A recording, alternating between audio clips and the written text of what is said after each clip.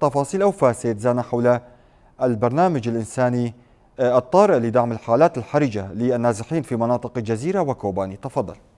بخصوص النشاط الذي نقدمه بالنسبة للنازحين، هو ضمن مشروع يتضمن عدة أنشطة، وهو بدعم من منظمة ميديكو سويس.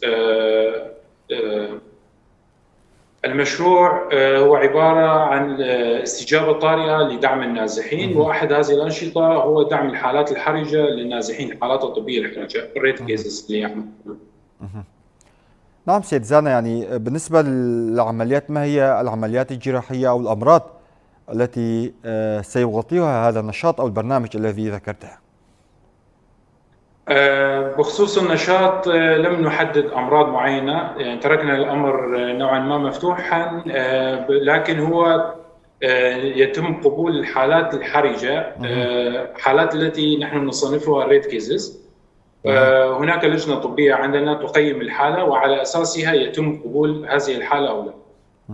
هل ستتحملون كافة تكاليف العلاج أم جزء منها بالنسبة لتكاليف العملية؟ صراحة هناك ورقة قبول. نحن قبل أن نقبل الحالة هناك معايير للقبول، ومن ضمن هذه المعايير ذكرنا بأن التغطية ستكون إما جزئية أو كلية، تعتمد على التكلفة.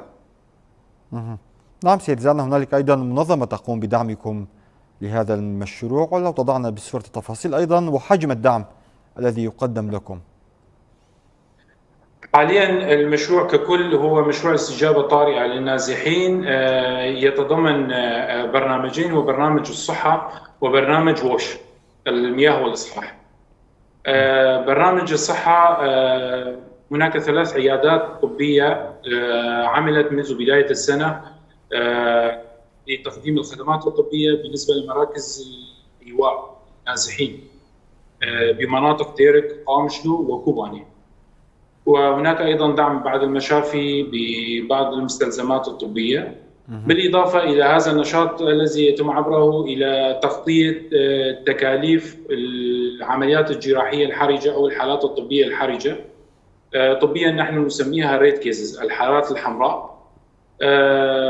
بخصوص هذا النشاط، آلية استقبال هذه الحالات يتم عبر أرقام، هي أرقام غرفة العمليات لدينا.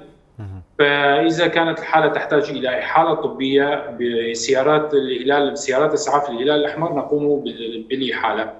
في بعض الحالات تكون حرجة ولا تنتظر الكثير من الوقت، فيقوم هم بعملية الإحالة. بعدها يتم التواصل معهم ويتم المتابعة من قبل اللجنة الطبية.